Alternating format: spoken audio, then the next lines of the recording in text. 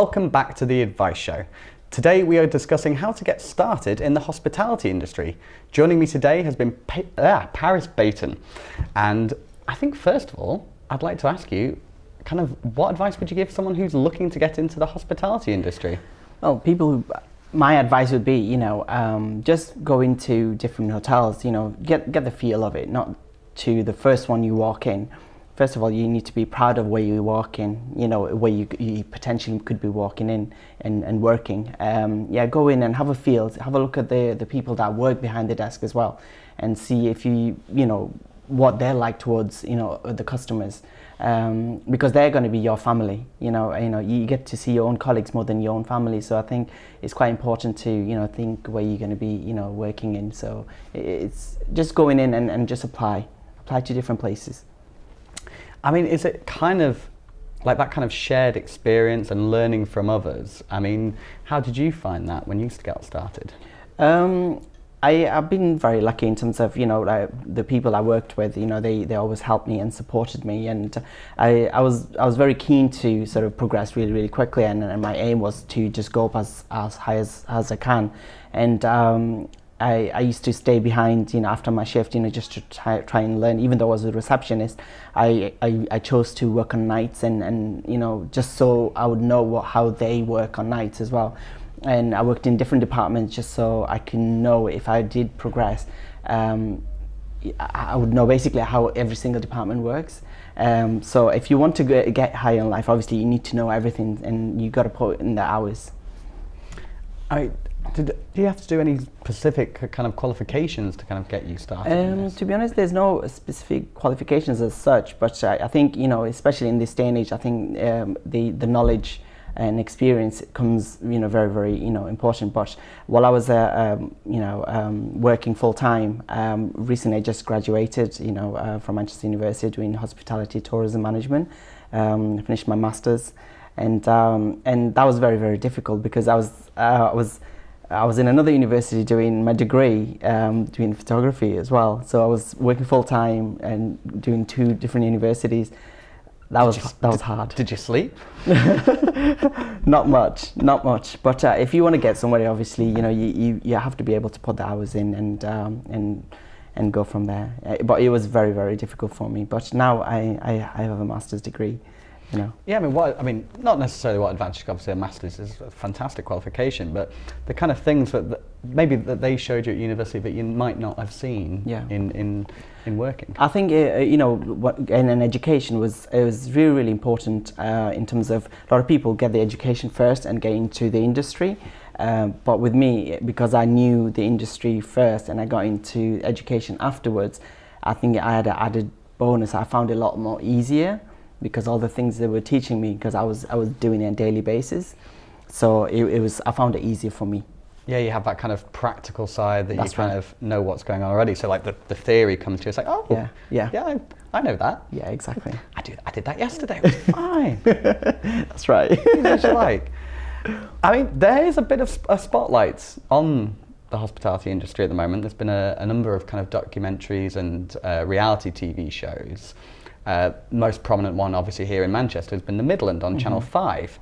I mean, has that kind of put a bit more of a spotlight on the work you've been doing at the moment? I wouldn't say, no, not really, but it just, I think, highlighted how hard and demanding it can be to work in hospitality, because, every department has to work as one.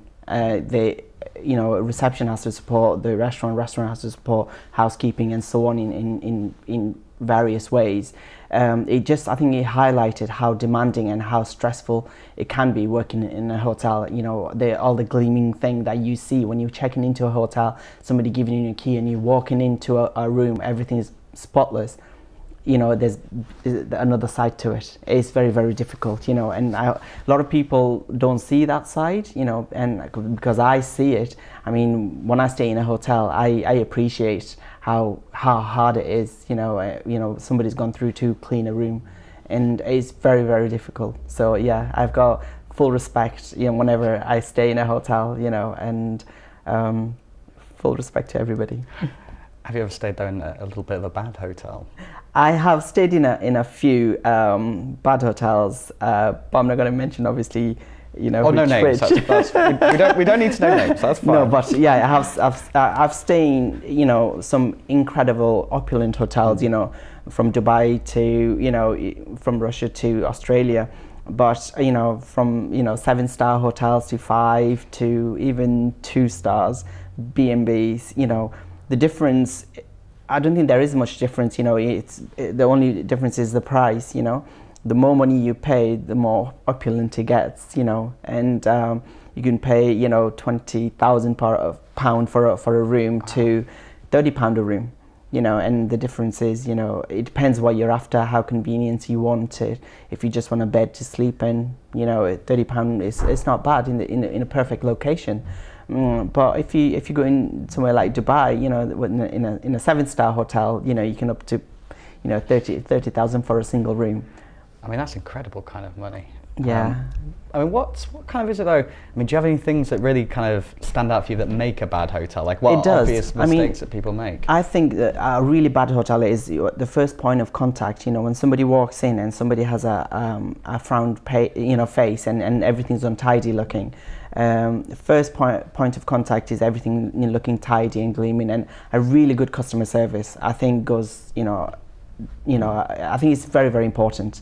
Somebody giving a wow customer service, it's the best thing for me. Sometimes, you know, if the hotel isn't up to scratch, but I think because somebody is very friendly, you overlook the sort of bad points because that receptionist was so wonderful. But if something is sort of not so up to standard, and if the reception is really, really bad, it sort of echoes into the final sort of, you know, the finishing result. Yeah, because I mean that is the first point that many of us see whenever we're staying in hotels, reception. Yeah, it's that thing that puts you in the great mood, because presumably, I mean, it's got to take quite a lot of skill for a reception anyone on the reception desk, because you never quite know what mood, if you like, that you're going to find your customers. I mean, is that quite a challenge? Because someone might have had, for example, a very bad journey. Yeah, I mean, there's people obviously going to be from all walks of life. They could have had a really bad experience, you know, from the journey coming into the hotel. But if a customer gives a really, really bad sort of, you know, horrible experience to the receptionist, they are never to take anything personally, because, you know, sometimes people see, you know, receptionists as a product rather than a person. So they're not potentially supposed to take anything personally, because if you do, you shouldn't be at reception. You should working behind a desk, to be honest. It sounds like you have to be incredibly thick-skinned then. You do. You really, really do. Because, you know, if somebody was shouting at you, you know, throwing something at you, you know, the next person that comes in, you can't portray that onto the next person because it's not their fault. So you just move on, you know, fresh face, next person. I mean, is that difficult to be able to just sort of change? Well, not change like that, but be able to, just calm yourself straight down. As a human being, it's, you know, it's very, very difficult, you know, it's as a human being to, you know, sort of forget what somebody just had a really bad rant at your face, to literally have a clean face again. Hello, how are you? You know, welcome to our hotel. But you know, you have to be able to have a thick skin and move on and give a really good customer service to the next person. If you really can't do that, that's not the job for you. I mean, have you had any particularly unruly customers? I've had lots of people calling me all sorts of names, you know, but then again, you know, they probably had a bad night or, you know, a bad day, you know, something must have happened to them, you know, you just learn to move on. But, you know, I too, myself, you know, I can't seem to forget all the time, you know, sometimes you just got to say, listen, I'm not here to take all this kind of abuse. Do you want to, you know, take a seat? Do you want to get you some water? Calm yourself down. Once you've calmed down, come to me and I'll look after you. You have to be polite but firm. Yeah, I mean, I suppose it's that kind of thing when you're in that situation and someone is shouting, because I've worked in sort of similar field, never quite hospitality, but certainly ones with that kind of, you know, access to the public where, you know, you're coming in, talking away to you and dealing with that.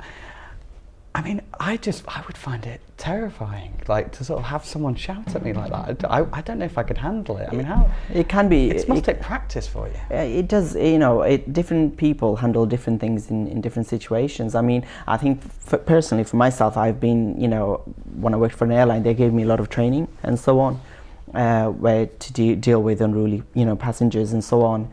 But on different kind of unruly passengers out. Yeah, with the airline, at least if they were unruly, that far up, they kind of run away. But with a hotel, if they're giving you abuse, all you can say, listen, calm yourself, or we'll just have to ask you to leave. It's as simple as that. Because even though they're staying with you, they have to have a little bit of a respect because they're staying in your hotel. That doesn't mean they can do anything to get away with. Do you know what I mean? And they shouldn't overstep the mark either. Yeah, there are house rules. There are indeed. Yeah. And if they get really, really, sort of too personal and too offensive, you can always ask them to leave. And if they choose not to leave, you can always call the police.